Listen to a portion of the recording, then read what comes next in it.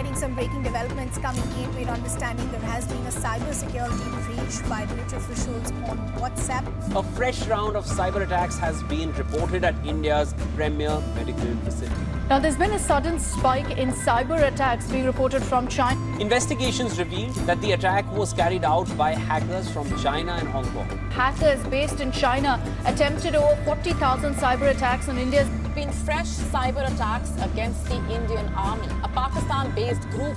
And is China now waging war on India by other means? A series of cyber attacks.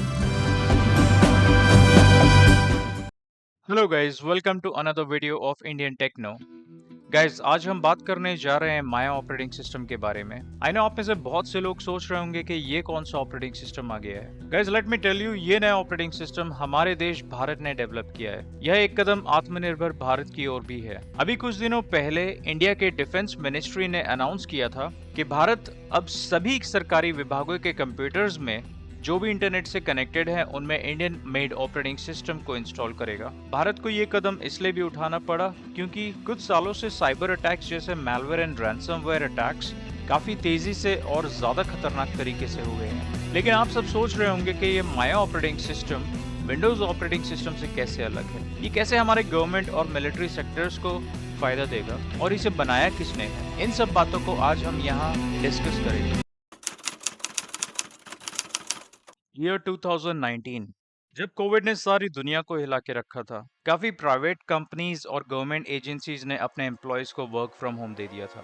जहां एक तरफ कुछ देश अपनी इकोनॉमी को संभालने में लगे हुए थे, वहीं दूसरे ऐसे भी देश थे जो दूसरे देशों के खिलाफ साजिश रच रहे थे। इनफैक्ट 2019 के बाद इंडिया के ऊपर इतने साइबर अटैक्स हुए कि जब भी कोई न्यूज चैनल इसे रिपोर्ट करता था तो ये एक आम बात सी लगने लगी थी। ये आर्टिकल इकोनॉमिक टाइम्स का है, जिसमें लिखा है कि दुनिया भर में फर्स्ट क्वार्टर 2023 में ऑलमोस्ट 500 मिलियन साइबर अटैक्स देखे गए हैं।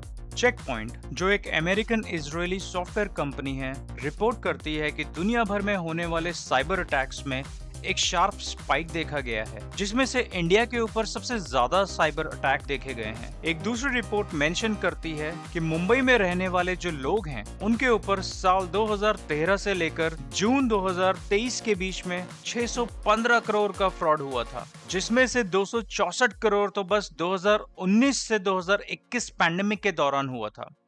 जब ऐसे बहुत सारे इंसिडेंट सरकार के सामने आए तो सरकार ने डिसीजन लिया कि वो अपना खुद का एक ऑपरेटिंग सिस्टम बनाएगी। आप सबको मालूम होगा कि विंडोज ऑपरेटिंग सिस्टम दुनिया में सबसे ज्यादा यूज होने वाला ऑपरेटिंग सिस्टम है, जिसकी वजह से सबसे ज्यादा प्रोन टू हैक भी है। इसीलिए इंडिया ने अपना खुद का ऑपरेटिंग सिस्टम डेवलप किया, जिसका नाम रखा Maya operating system. Indian Ministry of Defence Windows operating system को डिच करके माया ऑपरेटिंग सिस्टम को यूज में लाएंगे। Maya operating system Ubuntu platform पे बना है, जो कि एक free and open source Linux distribution है, जो कि विंडोज से ज्यादा सिक्योर और रिलायबल है। माया ऑपरेटिंग सिस्टम के पीछे का मास्टरमाइंड डिफेंस मिनिस्ट्री को बताया जाता है, जिसने यह पूरा प्लान सोचा और प्रैक्टिकल बनाया। ऑल्दो इनके साथ पार्टनरशिप में और गवर्नमेंट एजेंसीज जैसे defence research and development organisation DRDO, the national information centre NIC और centre for development of advanced computing CDAC हैं। इस ऑपरेटिंग सिस्टम का सबसे बड़ा एडवांटेज बताया जाता है कि इंटरफेस और फंक्शनैलिटी बिल्कुल विंडोज ऑपरेटिंग सिस्टम की तरह है, ताकि जो employees Windows operating system already use कर रहे हैं उन्हें ज्यादा परेशानी ना हो। अब ये चक्रव्यूह क्या है? गाइस, चक्रव्यूह माया ऑपरेटिंग सिस्टम का ही फीचर है, जिसमें end to end anti malware और एंटी वायरस सॉफ्टवेयर है, जो कि एक वर्चुअल लेयर क्रिएट करता है यूजर और इंटरनेट के बीच में, ताकि हैकर्स को ब्लॉक करके अपना सेंसिटिव डेटा प्रोटेक्ट किया जा सके। गाइस, उबुंटू दुनिया का सबसे ज्यादा यूज होने वाला लिनक्स डिस्ट्रीब्यूशन है। उबुंटू में विंडोज के जैसे इन्फेक्शंस और हैकिंग इश्यूज ना के बराबर देखे गए हैं। उबुंटू एक फ्री और ओपन सोर्स सॉफ्टवेयर है, जिसे कोई भी फ्री में डाउनलोड और कस्टमाइज कर सकता है। इसका ये भी मतलब हुआ कि इसे कोई भी इंस्पेक्ट और मॉडिफाई कर सकता है।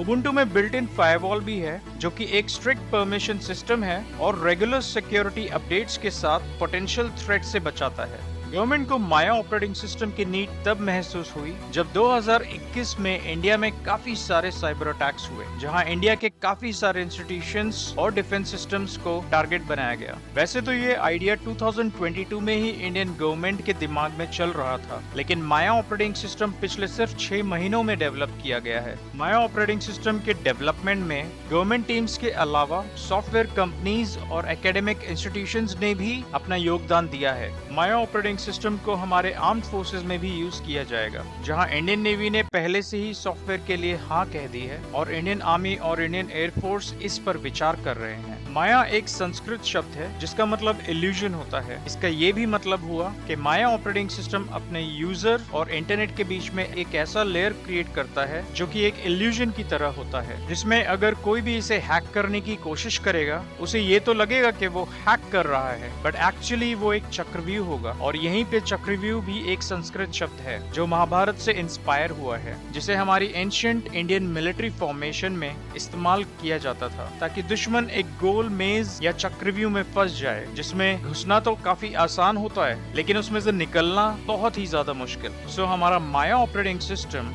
जो कि एक इल्यूजन की तरह काम करेगा, किसी भी हैकर के लिए हो सकता है कि वो कोशिश करे इसे हैक करने का, but actually it would be like an illusion, जहां वो सोचेगा वो हैक कर पा रहा है लेकिन एक्चुअली में वो खुद फंसता चला जाएगा। माया ऑपरेटिंग सिस्टम अभी टेस्टिंग फेज में है और जल्द ही इसे यूज में लाया जाएगा। इंडियन गवर्नमेंट ने ये डिसीजन लिया है कि 15 अगस्त से पहले साउथ ब्लॉक के कंप्यूटर्स जो इंटरनेट से कनेक्टेड हैं चक्रव्यूह के साथ माया ऑपरेटिंग सिस्टम उनमें इंस्टॉल कर दिए जाएंगे। बाकी सारे गवर्नमेंट कंप्यूटर्स इस साल के आखिर तक माया ऑपरेटिंग सिस्टम और चक्रव्यूह एंटीवायरस के साथ इंस्टॉल कर दिए जाएंगे। क्या आपको लगता है कि गवर्नमेंट ऑफ इंडिया का ये डिसीजन आने वाले टाइम में हमारे देश को ऐसे साइबर अटैक से बचा पाएगा? प्लीज कमेंट करके बताइए। और वीडियो अगर पसंद आया तो चैनल को लाइक, शेयर एंड सब्सक्राइब करना ना भूलें। मैं हूं आपका होस्ट सिकंदर सिंह। मिलते हैं आपसे नेक्स्ट वीडियो में। अपना ख्याल रखें। Bye bye. कुछ नोटेबल साइबर अटैक जो इंडिया ने पिछले कुछ सालों में देखे हैं वो आप अपने स्क्रीन पर देख सकते हैं।